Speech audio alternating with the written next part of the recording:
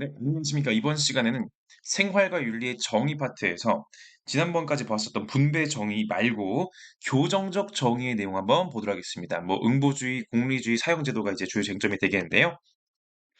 자, 요쪽으로 넘어왔죠, 그죠? 자, 우리가 범죄를 저지르면은 처벌받는 게 맞다는 것은 상식입니다. 뭐 문제 없죠? 근데 범죄라는 게 애초에 뭘까요? 어떻게 하는 것이 범죄일까요? 어떤 경우에는요, 사회가 규정하는 바에 따라서 어떤 사회에서는 범죄인 것이 어떤 사회에서는 범죄가 아닌 것으로 여겨지기도 해요. 또 범죄자가 처벌받는 것이 당연하다고 여기는데 그게 왜 당연한 거죠? 범죄자가 왜 처벌당해야 되죠? 자, 당연한 것을 그것이 왜 당연한 것인지를 이유를 설명할 수 있어야지 된다는 것입니다. 또 어떤 처벌을 내리는 것이 합당한 것인가? 그리고 처벌 중에 가장 큰 처벌인 사형제도는 정당한 것까지 한번 다뤄보도록 하겠습니다. 자, 우리 교정적 정의는요, 불균형과 부정의를 바로잡음. 쉽게 말해서 손해나 손실이 있는데 그런 손해나 손실이 옳지 않은 손해나 옳지 않은 손실이라면 혹은 옳지 않은 이득이 있었다면 그것을 원래대로 되돌려 놓는 것이고 범죄에 대한 처벌을 통해서 이루어질 수 있다는 것이지요. 물론 이제 그 손해와 손실을 회복시키는 측면은 일종의 그런 그 민사상의 그런 손해배상 청구 오늘날 그 민사 소송과 형사 소송이 다르긴 한데 우리 교정적 정의 측면에서는 이제 형벌 쪽 위주로 보시면 좋을 것 같아요. 자, 정의의 여신 디케가 있습니다. 디케. 우리 로마어로는 이제 유스티티아라고 하는데 라틴어로는 보시면 아시겠지만은 특징이 있죠. 첫 번째, 칼을 쥐고 있다. 범죄에 대해서 엄격하게 딱 잘라서 처벌하겠다는 것이죠. 이 막 누구는 봐주고 누구는 안 봐주고 그런 거 없습니다. 저울로 어떤가요? 천칭. 공평무사하게 그 죄값만큼 처벌하겠다는 것이죠. 그리고 일반적으로는 눈을 가리고 있거나 눈을 감고 있는 모습으로 많이 나오는데 즉 불편부당성. 특정한 누군가에 편들어주지 않고요. 특정한 당에 소속되지 않음으로써 오로지 공정하게 재판과 편결을 하겠다라고 하는 그런 이야기를 의지를 담고 있는 것입니다. 자, 우리 범죄를 처벌해야 되는 논리 중엔 크게 두 가지가 있어요. 하나가 응보주의, 하나가 공리주의인데요. 응보주의 먼저 보도록 하겠습니다. 응보 말 그대로 처벌은 왜 하는 것이다? 보복이다. 범죄 행위에 적합한 거기에 딱 맞는 보복. 보복주의, 복수, 징벌이 되겠는데요. 만약에 누군가가 여러분에게 범죄를 저질러요. 물건 훔쳐가요. 여러분도 뺏어오고 싶지 않습니까? 누군가가 여러분을 때렸어요. 나도 때리고 싶어요. 누군가가 이제 뭐 다른 피해를 줬어요. 나도 피해를 주고 싶어요. 바로 이겁니다. 이에는 이, 눈에는 눈. 처벌을 받는 이유는 뭐다? 범죄를 저질렀기 때문에 거기에 대한 대가로 처벌받는 것이에요. 다른 이유 필요 없습니다. 자, 근데 이것을 원래 국가가 만약에 없었다면 누가 해야 되죠? 각자가 알아서 해야 되죠? 근데 문제는 각자가 알아서 했을 때는요, 객관성이 없습니다. 내가 만약에, 자, 누군가가 나의 그 물건을 100만 원 뺏어갔어요. 나는 열받기 때문에 120만 원 뺏어갑니다. 저 사람도 열받아가지고 150만 원 뺏어가요. 이런 식으로 한도 끝도 없죠. 우리 가족 한 명을 죽였습니다. 나는 그쪽의 가족 두 명을 죽일 거예요. 두 명, 세 명, 네 명 이런 식으로 개인적으로 복수하면 한도 끝도 없기 때문에 즉 사적인 복수는 일관성과 객관성이 없기 때문에 이걸 이제 국가가 담당한다 이것입니다. 국가가 경찰, 사법 시스템 등등을 활용해 가지고 객관적이고 일관성 있게 그 벌에 딱 적합한 그 처벌에 적합한 정도로만 부과하겠다라는 것입니다. 어느 정도 한다? 동등성, 범죄 행위에 상응하는 만큼만 하면 되는 것이에요.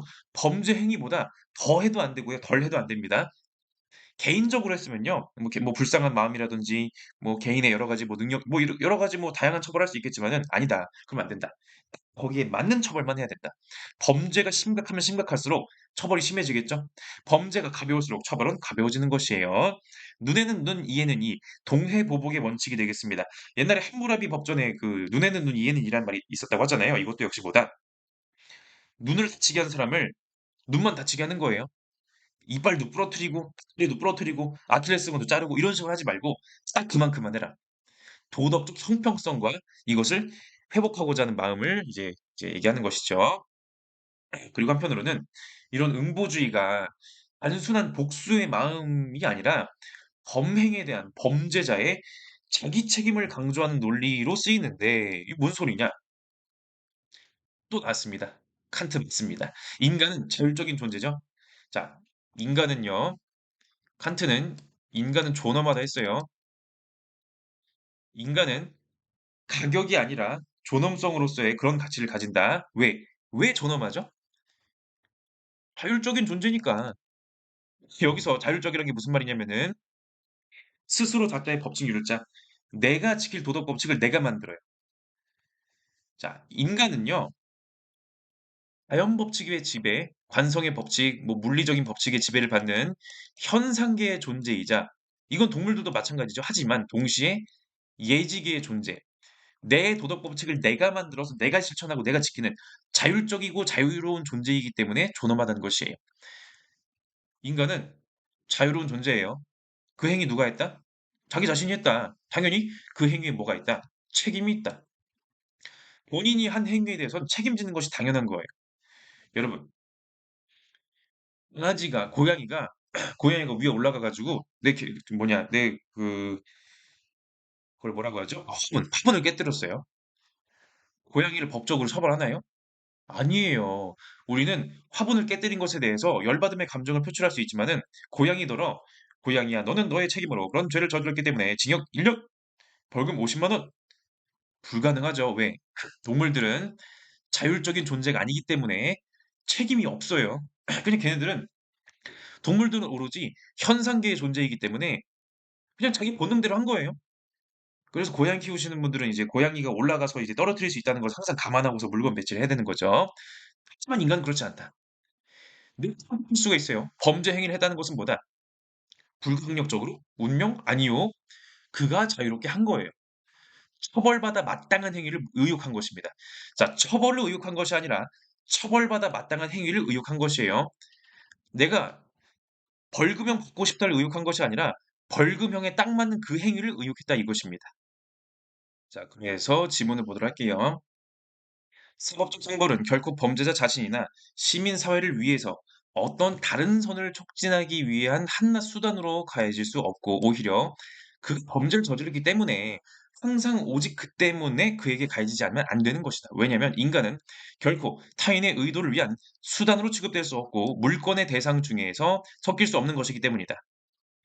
그의 생物인격성은 자연적인 인격성은 설령 그가 시민적인 인격성을 상실할 선고를 받을 수 있을지라도 물건의 대상이 되는 것에 대하여 그를 방어해 준다. 즉 인간은 자율적인 존재고요. 물건이 아니에요. 사회적인 목적을 위해서 물건처럼 취급하지 말라는 거예요. 그가 벌 받는 것은 왜다? 벌 받을 짓을 했기 때문에 다 그겁니다. 심지어 그가 시민적 인격성을 상실할 선고, 뭐 말하는 거? 사형제도 말하는 거, 사형제도. 사형을 선고받을지라도 그것은 그가 그에 적합한 그런 정도의 범죄를 저질렀다? 그러면 그에게 책임을 지우는 것에 불과해. 이거 사형제도에 대한 칸트 얘기는 이따가 좀 더 보도록 할 것이에요. 자, 한계. 범죄 예방 효과가 약하다. 자, 애초에 응보주의는요, 범죄 예방하려고 처벌하는 게 아니에요. 범죄를 했기 때문에 처벌하는 것입니다. 범죄자 교화에 관심이 약하다. 그 전과자들이 그 교도소에서 있다가 여러분 모든 범죄자를 사형시킬 수 없잖아요. 당연하죠. 범죄가 종류가 다른데 다시 사회에 나와 가지고 또 범죄를 저질러요. 재범률이 있습니다. 이거 어떡할 거냐? 자, 응보주의는 전과자의 사회 적응 관심 별로 없습니다. 왜? 애초에 처벌하는 것은 범죄를 저질렀기 때문에 처벌하는 것이지 이후의 사회적인 효과, 사회적인 결과, 유용성 이런 것 때문에 하는 것이 아니기 때문에 그렇습니다. 그래서 밑에 보시면은 자, 사람 변화 인정하지 않는 사회에 무슨 교정과 교화냐. 그래서 재심 전문 이제 박주영 변호사, 이제 김근식 사태. 이제 김근식이라고 하는 이제 그 나쁜 범죄자가 있었는데 그 우리 사회가 너무 응보주의적인 마인드만 강해가지고 범죄자가 같이 사회에 어쨌든 나와야 되는데 이런 범죄자들에 대해서 이런 사회적인 교정의 기능 같은 것들을 얘기하기에는 우리나라 사람들이 너무 응보주의에만 치우쳐 있다라는 것이고요. 자, 흉기 맞힌 수용자. 자, 응보주의적인 맥락에서 봐도 그 사람이 범죄 저질렀잖아요. 본인이 저지른 범죄에 걸맞는 형벌을 다 받은 거예요. 그건 끝낸 거거든요. 근데도 배제하는 거죠. "야야 범죄자 오지 마." 이런 식으로. 그래서 공리주의도 필요하다. 자, 공리주의는 뭔가요? 최대 다수의 최대 행복이죠. 기본적으로 제레미 벤담의 공리주의는요. 쾌락과 고통이 중요한 거예요. 쾌락은 좋은 거고 고통은 안 좋은 거예요. 처벌은 뭐다? 고통이죠. 고통이기 때문에 처벌은 그 자체로는 악입니다. 처벌은 나쁜 거예요. 그런데 필요한 악이란 것이죠. 왜? 범죄자를 처벌하지 않는 것보다 범죄자를 처벌하는 것이 최대 다수의 최대 행복에 부합하기 때문에 그렇습니다. 살인범 있는데 처벌 안 할 거예요? 그냥 냅둘 거예요? 도둑질이 하는데 뭐 그냥 냅둘 겁니까? 안 되죠. 냅두면 사회적인 손해가 막심하죠. 살인자, 범죄자들을 처벌하지 않으면요. 사회적으로 범죄를 막을 수가 없고 사회적인 손해가 커집니다. 그래서 처벌하는 것이에요. 모든 법령이 지녀야 하는 일반적인 목적은 공동체 전체적 행복을 증가시키는 것이다. 그러나 모든 형벌은 해악이다. 모든 형벌은 그 자체로 악이다. 공리의 원리에 의할 때에 만일 형벌이 허용되어야 한다면 오직 그것이 더욱 큰 악을 없애는 것을 보장하는 한에 있어서만 허용되어야 한다. 자, 형벌은 악이죠. 그런데도 악을 행하는 이유는 뭐다? 더 큰 악을 막기 위해서 어쩔 수 없이 위법 행위의 이득은 상당한 쾌락 그 자체 또는 쾌락에 해당되는 어떤 것으로 위법 행위의 이득은 처벌보다 대체로 더 확실하다. 그러므로 위법 행위의 이득에 대한 우세함을 유지하려면 처벌이 확실성과 근접성이라는 두 가지 측면에서 부족한 면이 있는 만큼 처벌은 크기라는 측면에서 가치를 부각시킬 수밖에 없다라고 얘기해주고 있습니다. 그러니까 처벌을 얼만큼 해야 된다? 자, 칸트는 범죄만큼 처벌을 했어요. 공리주의는 뭐다? 위법을 통해서 얻는 이익보다 처벌의 손실이 더 크게끔. 상식적으로 내가 잘못을 해서 벌을 받는데 잘못을 해서 얻은 부당한 이득보다 형벌이 주는 손해가 작다? 누가 범죄를 안 저지르겠습니까? 위법 이익이 더 크면은 법을 누가 지키겠어요? 그래서 요새는 뭐 징벌적 손해배상 같은 얘기도 나오는 거죠. 그러니까 담합이라고 해가지고 이제 몇몇 기업들이 짜가지고 이제 시장 경제를 교란하는 그런 가격 그 책정 행위를 하는 거죠. 이렇게 담합을 해가지고 매출 규모가 800억인데 물론 순이익이란 뜻은 아니지만은 과징금은 고작 26억? 야, 매출 800억에 과징금 26억이라. 과징금 낼 만한데? 더 해도 되겠는데? 이런 식의 생각이 일어난다는 거예요. 그럼 처벌의 효과가 있는 겁니까? 별로 없는 거죠. 그러면 안 된다. 그들이 얻은 부당한 이득보다 훨씬 더 커야 된다. 중소기업 기술 유용 행위, 징벌적 손해배상 최대 5배 하자라는 그런 제안이 나오기도 했었고요. 그러니까 중소기업이 이제 열심히 기술 혁신을 해가지고 새로운 기술을 만들어서 특허 등록을 하는데 예를 들어 대기업이 그걸 막 뺏어간다고 칩시다. 그러면은 아 그래? 뭐 특허권 침해했으니까 벌금 낼게. 이걸로 개이득이지? 이렇게 되면 안 된다는 것이. 그래서 차라리 벌금을 훨씬 더 세게 부과하자라는 것이 징벌적 손해배상제도의 취지인데 이것도 이제 징벌적 손해배상도 적절한 그 액수를 책정해야 돼가지고 어려운 측면이 또 있을 수 있어요. 그죠? 그래서 공리주의는 중요한 것보다 결과가 중요하다. 처벌로 인한 사회적인 효과가 중요하다. 그게 바로 뭐다? 범죄 예방, 범죄자 교화, 다른 말로는 재사회화가 되겠습니다. 애초에 범죄가 일어나지 않게끔 하는 것이 중요한 거죠. 범죄가 일어나지 않게끔 처벌을 하는 것이 효과가 있다는 것이고요. 또 범죄를 저질렀을 때 나가서 또 하지 않도록 사회화 교육을 다시 시켜줘야 돼요. 정당한 방식으로 돈을 벌고 올바르게 노동을 해서 생활할 수 있도록 그런 여건들을 제공하는 겁니다. 예를 들어 이제 교도소 같은 데서 직업 훈련을 시켜준다든지 뭐 그런 거죠. 자, 마약 범죄 급증 출소 전 맞춤형 교육 필요. 마약 범죄가 재범률이 높다 보니까 이제 그냥 야 범죄 저질렀으니까 감옥 살다 가. 이게 아니라 나가기 전에 국가가 돈을 써서라도 중독 치료를 해줘야 되는 것입니다. 왜? 그렇게 하는 것이 사회적으로 더 큰 이득이니까. 자, 세계 감옥 극과 극. 자, 우리 노르웨이 교도소. 이거 뭐, 이 교도소야, 이거? 이거 완전 집안이야, 이거. 엘살바도르 교도소.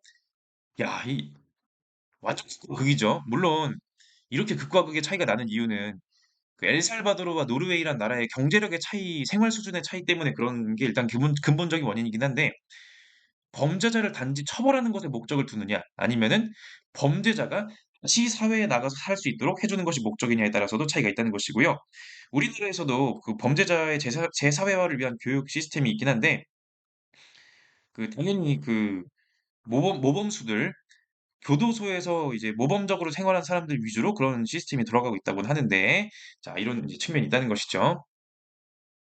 자, 한게 처벌의 예방 효과가 있는 거 맞냐? 분명히 있을 것 같긴 하면서도 증명할 수가 없어요. 증거 있냐? 증거를 만들기가 힘들어요. 왜냐면은 범죄율과 재범률이라는 것 자체가 정말 많은 변수에 의해 좌우되기 때문에 그렇습니다.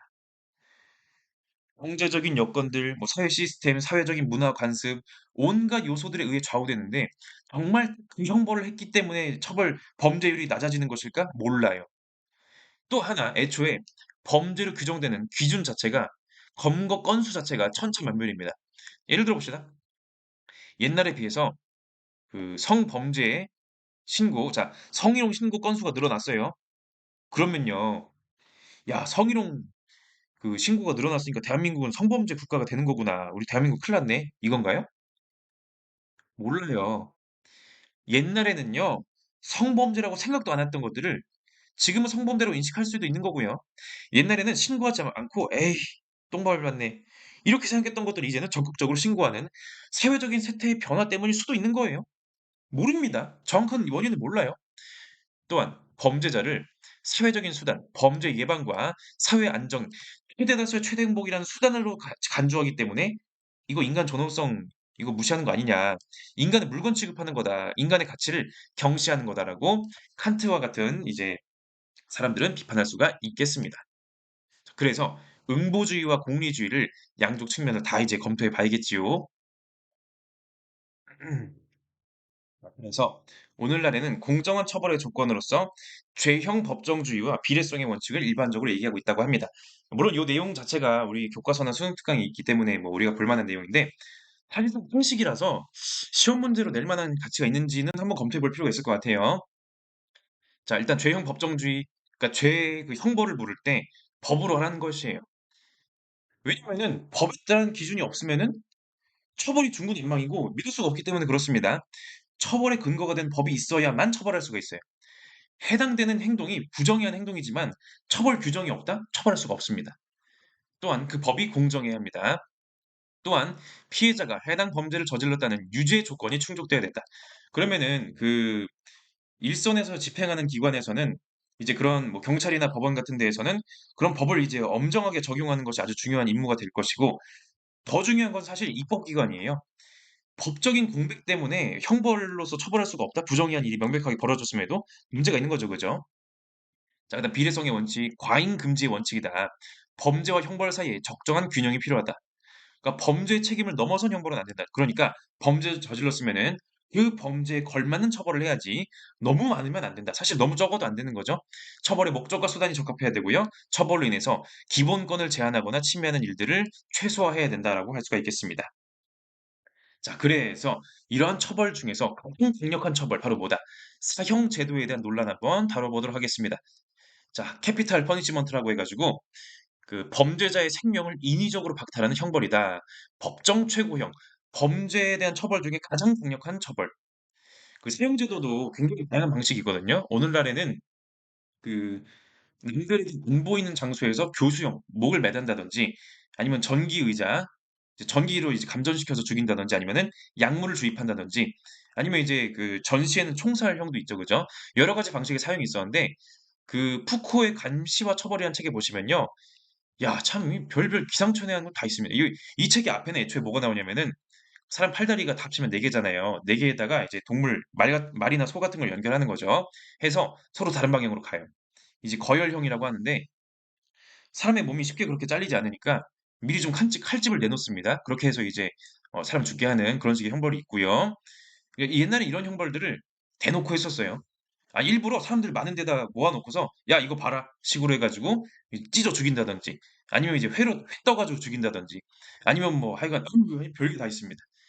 자, 그래서 우리나라 같은 경우에는 마지막 사형 집행이 1997년이다. 자, 사형 제도가 있습니다. 사형 판결을 내릴 수 있어요. 그런데 실제로 죽이는 형벌을 실천하지는 못하고 있습니다. 우리나라는 뭐다? 사실상의 폐지, 실질적 폐지 국가다라고 얘기해주고 있고요. 전 세계적으로는 사형제도가 없는 나라도 있고 있는 나라도 있다라고 얘기할 수가 있겠습니다. 우리나라 여론조사를 보면요. 범죄자들 사형 집행해야 된다라고 주장하기도 하는 입장이 더 많은데 이건 사실 그 시기에 뉴스가 뭐가 나오냐에 따라 좀 달라지긴 해요. 그러니까 극악무도한 범죄자가 뉴스에 딱 나왔다 그러면은 사형해야 된다 이거 여론이 높아지죠. 자, 중요한 것은 사형제도에 찬성론과 반대론이 있을 때 각각에게 논리가 있고요. 각각이 하는 이유가 있다는 것입니다. 찬성론, 사형제도는 사회를 방어한 수단이다. 국민들의 생명과 재산과 자유와 안전이 있는데 이걸 보호하려면 사형제도가 필요하다. 왜? 사형제도가 없으면 극악무도한 범죄자들이 설칠 것이기 때문에. 어차피 안 죽을 건데 뭐. 안 죽는다는 거 믿고서 막 하는 거죠. 그런 식의 일들을 막는 거죠. 사회 방어의 수단. 이거 뒤에 이제 장 자크 루소 얘기 볼 것이고요. 또한 최고의 형벌, 극형으로서 범죄 예방 효과가 있다. 자, 시민들 앞에서 총살로 사형. 지금도 그거는 국가가들이 있긴 한데 아무래도 옛날에는 그런 공개 처형이 좀 더 많았다라는 거잖아요. 사람들 다 모아놓고서 대놓고 보라는 거예요. 왜? 너네도 이런 범죄 저지르면 이렇게 죽을 수 있어. 라고 선언하는 거죠. 범죄 예방 효과를 기대하는 겁니다. 그러니까 사형 제도가 끔찍하면 끔찍할수록 극악무도할수록 사람들에게 주는 충격이 커지는 겁니다. 저런 일 당하고 싶지 않다. 저런 범죄 저지르지 말아야지. 이렇게 된다는 것이고요. 비례성의 원, 자, 비례성의 원칙. 자, 목이 잠기기 시작합니다. 자, 범죄는 범죄에 걸맞는 처벌을 해야겠죠. 극악무도한 살인범은 살인에 걸맞는 사형을 쳐야 된다. 살인에 걸맞는 형벌은 사형이다라는 뜻이에요. 두 번째, 자, 우리 사형제도 하면 주로 나오는 그런 얘기들이, 야, 잘못 판결하면 이거 되돌릴 수가 없지 않냐. 감옥에 가두는 건 나중에 보상이라도 될 수 있는데, 인간도 실수할 수 있고, 이거 잘못된 판결하면 이거 사람 죽는 거 이거 되돌릴 수가 없다. 어떻게 할 거냐? 억울한 사람 어떻게 할 거야? 오늘날에는 과학 수사, 생물학적인 증거들, DNA, 또 제도적인 안전장치로서 삼심 제도 등등이 있기 때문에 옛날보다는 오판 가능성이 줄어들어서 옛날보다 확실히 좀 더 엄밀하게 집행할 수 있다. 또한 종신형 제도는 종신형이 뭔가요? 평생 감옥에 가두는 거죠. 이거 평생 먹여 살려야 되는데 경제적 부담이 크다. 이게 오히려 비인간적이다. 이따 칸트 얘기할 거예요. 자, 그래서 사형 제도의 대표주자 두 명, 장자크 루소와 칸트 보도록 하겠습니다. 자, 루소는요, 사회계약론자죠. 사회계약을 왜 합니까? 사람들이 뭐하러 서로 약속을 해가지고 국가를 왜 만드는 거예요? 서로의 생명과 안전을 보호하려고 하는 거예요. 그러므로 타인의 희생으로 자기 생명을 보존하려는 자는 필요시 타인을 위해 자신의 생명을 희생해야 할 것을 동의하는 것입니다. 계약했다. 쉽게 말해서 뭐다? 자, 우리가 사회 계약을 하는데 도둑질하지 맙시다. 강도질하지 맙시다. 불지르지 맙시다. 이걸 약속하는 거예요, 서로. 서로 이제 괴롭히지 말자. 서로 살인하지 맙시다를 약속하는 거예요. 살인한 사람은 죽이자. 사형에 처하자는 것을 서로 약속하는 겁니다. 왜?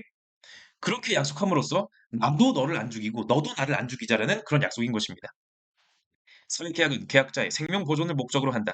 목적을 달성하려고 하는 사람은 수단을 요구한다. 그런데 이 수단은 위험과 희생을 수반한다. 타인의 희생으로 자신의 생명을 보존하려고 하는 사람은 타인을 위해 필요하다면 마땅히 생명을 희생해야 한다. 범죄인에게 가해지는 사형도 이와 유사하다. 살인자가 사형을 받는 것에 동의하는 것은 자신이 살인자의 희생물이 되는 것을 피하기 위해서이다. 살인범죄 내가 당하기 싫으니까 살인자를 이제 처벌하자. 사형으로 없애버리자라는 것을 서로가 약속한다는 뜻이죠. 그래서 사형에 마땅한 중범죄자는요, 스스로 우리 사회 구성원위를 포기한 거예요. 사회 계약을 아주 중대하게 어겨버렸네요. 약속을 파기해버렸네요. 다시 말해서 사회 계약을 통해 형성된 공공인격체로서의 국가, 그 국가의 의지인 일반 의지로 규정한 법을 어긴 것입니다. 공동선을 위한 법을 어긴 것이에요. 즉, 사회를 위한 법을 어긴 것이네요. 그 사람은 사회적입니다. 전쟁에서 적군을 죽이는 것은 불가피한 일이죠. 마찬가지 우리 사회의 적을 죽음으로써 영구히 분리해버리는 것은 불가피한 것입니다. 사회 계약을 위반한 범죄자는 스스로 법 바깥에 있고자 한 것이므로 원시 상태와 마찬가지로 죽음에 처할 수 있다. 즉, 더 이상 사회의 보호를 받을 자격이 없다는 뜻입니다. 그는 군주가 나라를 위해서 그대가 죽어야 한다라고 말하면 죽어야 한다. 왜냐하면 그가 지금까지 안전하게 살아온 것은 오직 그 같은 계약 덕분이었으며 그의 생명은 단지 자연이 베푼 은혜일 뿐만 아니라 국가가 조건부로 준 선물이기도 하기 때문이다. 범죄자에게 선고되는 사형도 같은 관점에서 고려될 수 있다. 우리가 사람을 죽였을 경우 기꺼이 사형을 받겠다고 동의하는 것은 우리 자신이 살인자에게 희생되고 싶지 않기 때문이다. 이 계약에서 사람들은 자신의 생명을 마음대로 처분하기는커녕 그것을 보호해야 한다는 생각만 할 따름이다. 그러므로 계약 당사자들 가운데 자신이 교수형을 당하리라고 예상한 사람이 단 한 명이라도 있을 것이란 추측은 애당초 하지 말아야 한다. 아니, 애초에 사람 안 죽일 각오로 살인자는 사형에 처하자고 약속하는 거예요. 자신 없어? 너 혹시 사람 죽일 생각 있는 거야? 자신 있으면 살인자를 사형에 처하자는 계약하자 이겁니다. 자, 그 다음 칸트 되겠습니다. 칸트. 선생님, 칸트는 인간 존엄성을 중시하기 때문에 사형제도를 반대하는 거 아닌가요?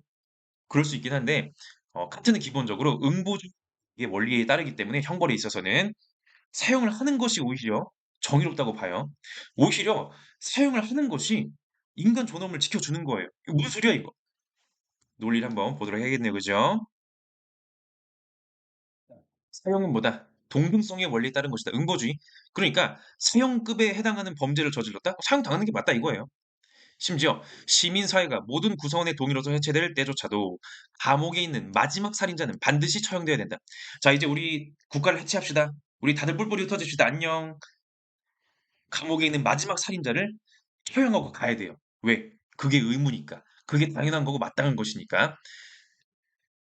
사형받아 마땅한 범죄자는 뭐다?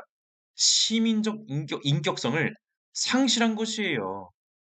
자, 자연적인 인격성, 인간 존엄성 이거 말고 시민으로서의 인격을 잃어버린 것입니다. 자, 요거는 아까 봤던 지문인데, 자, 그의 생득적인 인격성은 자연적인 인격성은 시민적 인격성을 상실할 선고를 받을 수 있을지라도, 그러니까 사형에 처하는 것이 그의 인간 존엄성을 침해하는 것이 아니라 오히려 그의 인간 존엄성을 보장해 주는 것이다. 자, 왜냐면요. 처벌은 범죄자를 책임 있는 자율적인 인격으로 존중하는 거라서 그래요. 칸트식 응보주의는요. 인간은 자율적인 존재라 했었죠. 스스로 자체의 법칙 율자입니다. 자율적인 존재이기 때문에 책임이 있다 했어요. 강아지, 고양이는 그 도덕적 책임 없습니다. 인간이기 때문에 자율적인 인간이기 때문에 책임을 부과하는 거예요. 근데 반대로 얘기해 봅시다. 범죄를 저질렀는데 책임을 하나도 부과하지 않아요. 그거는 그를 인간으로 취급 안 하는 거예요. 인간 취급하는 것은 오히려 거기에 맞는 처벌을 해줘야 된다. 그래서 이를 집행하는 것이야말로 정언 명령에 해당한다. 뭐 사회적인 이득을 위해서 최대다수의 최대 행복을 위해서 동정심을 위해서 뭐 예방 효과 다 필요 없어요. 그냥 그게 의무이기 때문에 하는 거예요. 오히려 사형은 뭐다? 범죄자의 범죄로 인해서 고통받는 인격을 해방시켜 주는 것이다. 사형, 그 중범죄에 걸맞는 사형을 해줌으로써 그의 범죄를 끝내게 해주는 것입니다. 인간 존엄성 실현이다.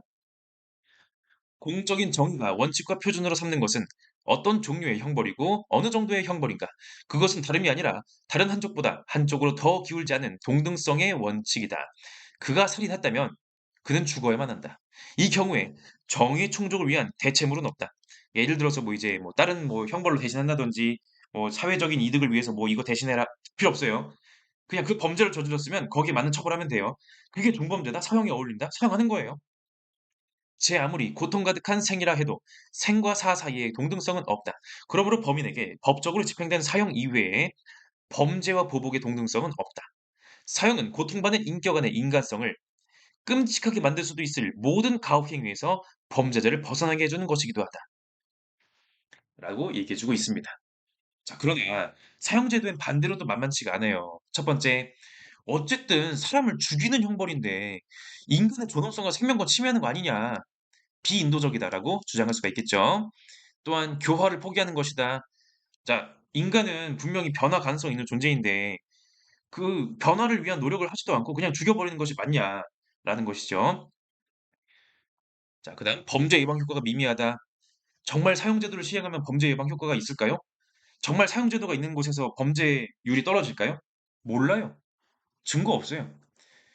사형제도가 있는 텍사스랑 없는 주랑 범죄율 차이가 어떻게 날까요?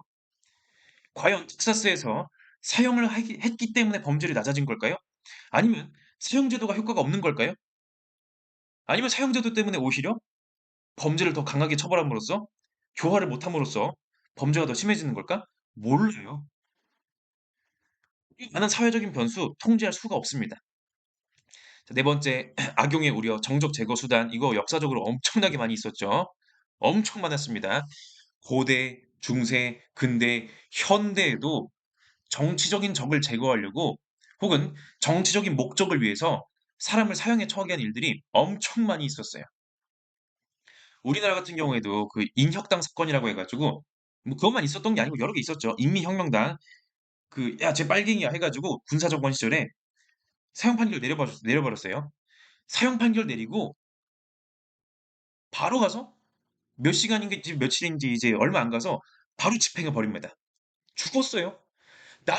나중에 세월이 흘러서 보니까 이거 억울하게 누명 쓴 거였거든요. 얼마나 억울합니까?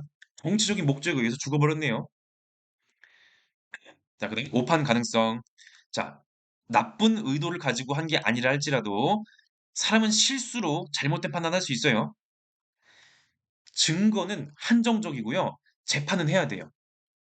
이때 증거 재판주의라고 해서 그 판단이 모두 옳다는 보장이 없거든요. 혹여라도 100만 명의 올바른 사형을 집행했다 할지라도 단 한 명의 억울한 죽음을 만들었다? 이거 문제가 있습니다. 이거 되돌릴 수가 없어요. 그래서 베카리아. 자, 이탈리아의 체사레 베카리아 같은 경우에는요. 사형제도 하지 말자는 입장이 되겠습니다. 자, 이 사람은요. 공리주의 관점과 계약론의 관점이 두 개가 다 드러났는데 자, 이 사람 이래서 문제가 있는 게 뭐냐면은 수능 문제 보실 때 공리주의다. 제레미 벤담. 베카리아였네. 사회계약론 루소. 베카리아였네. 이런 식으로 사람 헷갈리게 만들 수가 있어요. 그래 가지고 지문을 면밀하게 잘 읽으셔야 됩니다. 사형제도를 찬성하는데 계약론자다? 그러면 루소. 사형제도를 반대하는데 계약론자다? 베카리아. 공리주의적인 관점인데 사형제도를 확실하게 반대하는 종신형을 주장한다? 베카리아. 자, 공리주의적인 관점에서 가혹한 형벌은 정말 끔찍한 형벌은요. 정말 공익을 위해서만 정당화되어야 돼요. 근데 사형제도를 보니까 딱히 공익에 별로 도움이 안 되는 것 같아요. 오히려 비효율적이야. 그러므로 사형제도가 아니라 종신노역형이 더 효과가 있다. 공리주의적 관점에서 봤을 때 사회 전체의 이익을 위해서는 범죄 예방 효과가 중요하거든요.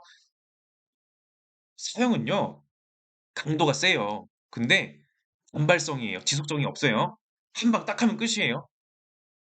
사람들의 머릿속에 단편적인 기억으로 딱 지나갑니다. 하지만 종신노역형은 죽을 때까지 평생 일시키는 거기 때문에 오래오래 사람들에게 노출되고요. 오래오래 사람들에게 기억에 남기 때문에 효과가 크다.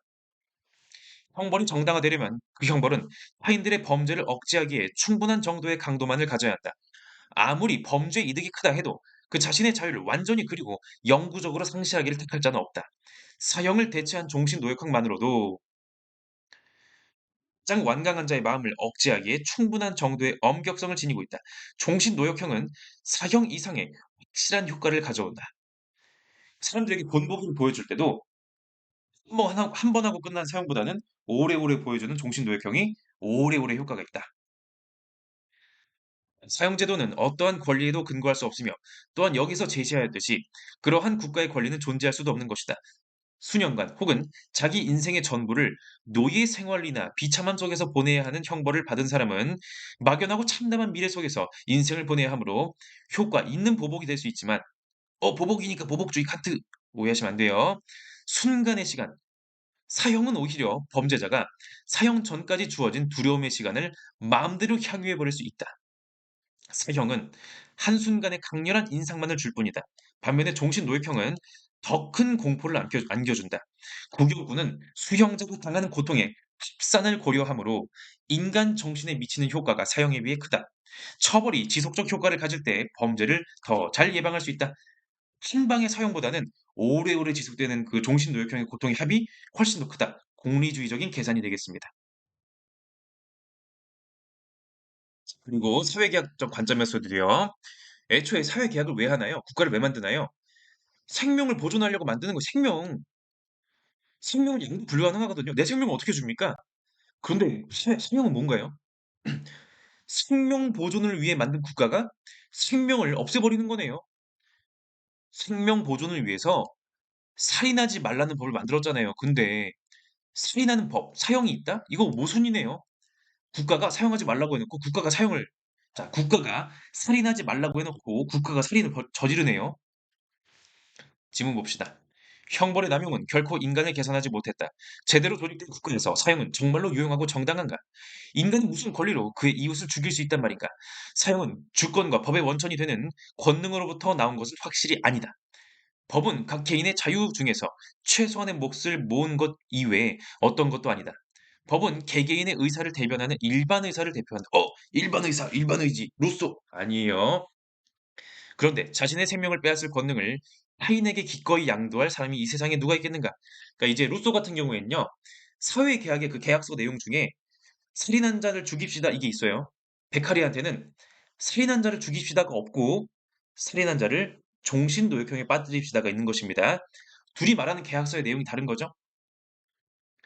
법은 독립적인 사람들이 사회에서 결속하기 위해 만든 조건이다.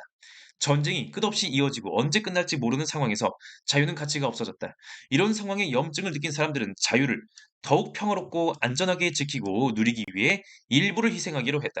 그렇게 그 개인은 개인의 자유 중 남은 부분이 합해져 한 국가의 주권을 형성했고 자유는 합법적 집행자인 주권자의 손에 맡겨졌다. 애초에 사회 자체가 계약으로 만들어진 것이고 각자의 안전을 위해서 만든 것이다. 라고 얘기해주고 있고요. 자, 여기까지가 베카리아였고, 자, 우리 제레미 벤담 한번 보도록 하겠습니다. 벤담은 사형제도 찬성인가요? 반대인가요? 원칙상 벤담은 찬성도 아니고 반대도 아니에요. 왜? 공리주의 원리를 엄격하게 적용하면요. 최대 다수의 최대 행복. 그래서 사형이 유용성의 원리에 부합하는 거야, 안 하는 거야? 그거는 그때그때 사회적 여건에 따라서 계산해서 할 거예요. 사회적인 여건이 그 상황에서 사형을 하는 것이 맞다? 그게 최대 다수의 최대 행복이다? 사형하는 것이고요. 사형이 최대 다수의 최대 행복에 부합하지 않는다? 사형 안 하는 거예요. 사형제도에 대해서 찬성도 할 수 있고 반대도 할 수 있다. 중립적인 입장이 되겠습니다. 애초에 형벌은 위법 행위를 방지하고 해로운 행위를 방지하고 사회적 해악을 줄이고 최소 비용으로 해야 돼요. 계산기를 두들겨 봤을 때 사형 제도가 맞으면 하는 거고 아니면 안 하는 거예요. 어느 한쪽으로 정할 수가 없다라는 이야기가 되겠습니다. 그래서 이런 식으로 형벌의 응보주의와 공리주의 그리고 사형 제도의 찬성론 루소 칸트 반대론 베카리아 그리고 중간자 입장에서 공리주의 제레미 벤담 이야기까지 보았고요.